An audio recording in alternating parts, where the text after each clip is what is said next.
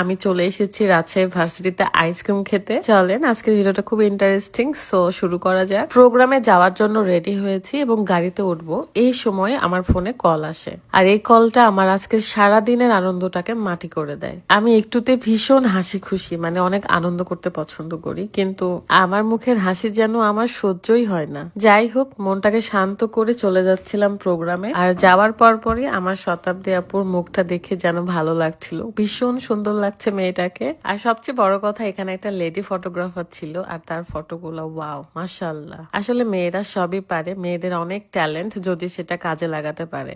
All over ডেকোরেশনটা আমার কাছে ভীষণ ভালো লেগেছে। আমার জামাইয়েরও আসার কথা ছিল, কিন্তু সে কাজের ব্যস্ততায় নাটোর চলে গিয়েছে। এখানে আমি আপুর হাতের একটা ঝুনঝুনি সেট করে দিচ্ছিলাম, এটা বারবার খুলে যাচ্ছিল।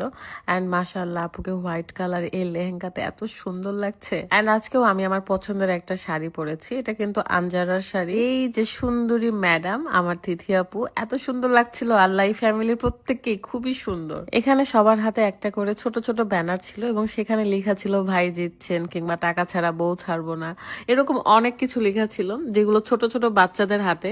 এন্ড আমি জাস্ট একটু শো আপ করতেছিলাম, যে যদিও বা আমি গেট আটকানোর সময় ছিলামও না, আর আমার থাকার কথাও না। তো বেশি গরম ছিল, তাই আমি এই গেটের সামনে যে এসিটা আছে না, এখানে দাঁড়িয়েছিলাম, বাতাস লাগতেছিল।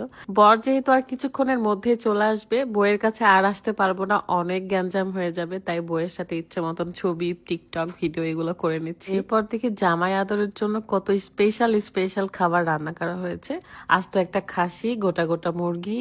এখানে আমার বিয়ের কথা মনে পড়ে যাচ্ছিল। আমার জামাইটার জন্য আমি এগুলো কিছুই করতে পারিনি। আসলে আমার জামাই আমার ফ্যামিলি থেকে কিছুই পাইনি বলতে গেলে। ইনশাআল্লাহ সামনের 10 বছর অ্যানিভার্সারিতে আমি আমার জামাই সব ইচ্ছে পূরণ করব। অ্যান্ড আমার বিয়েতে যেহেতু প্রোগ্রাম হয়নি আমার বাবার বাড়িতে, সেখানেও আল্লাহর রহমে বড় করে একটা প্রোগ্রাম করব। যেসব ইচ্ছে পূরণ হয়নি, যা করতে পারিনি, সবকিছু ইচ্ছে পূরণ করব আল্লাহ যদি চাই, আর আল্লাহ যদি রহম করে। ভাবলাম যে বর আস্তে আস্তে আমাদের খাওয়া দাওয়া কমপ্লিট করে ফেলি, কারণ বিয়ে বাড়ি মানেই কিন্তু বিশাল আয়োজন। আর তারপরে সে দেখি বর চলে আসছে, বইয়ের মুখ দেখে নিয়েছে।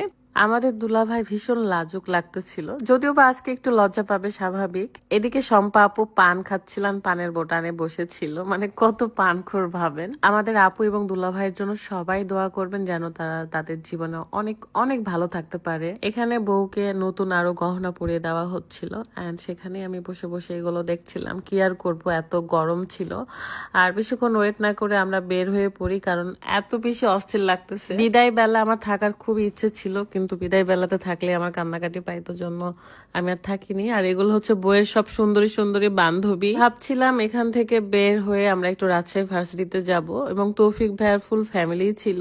ভাইয়াও ভাইয়ার গাড়ি নিয়ে ভার্সিটিতে আসছে আমার সাথে, এবং আমরা এসে অনেকক্ষণ ছিলাম, ভিডিও করছি, আইসক্রিম খাইছি, তারপরে জুস খাইছি।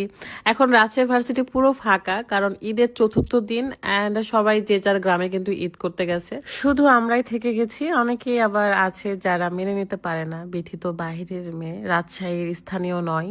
স্থানীয় ছেলের যদি বউ হই, তাহলে আমি কি হব আসলে ভাবার বিষয়। যাই হোক, যে জেগে ঘুমায় তাকে আসলে জাগানো যায় না, সো আমরা জাগাতে চাইও না। আপনারা সবাই ভালো থাকবেন, সুস্থ থাকবেন। এন্ড আমার মেয়েকে নিয়ে রাত্রে বের হয়েছিলাম, তাকে সুপার শপে নিয়ে এসেছে, সে ইচ্ছে মতো শপিং করেছে। ভালো থাকবেন, আল্লাহ হাফেজ, আসসালামু আলাইকুম।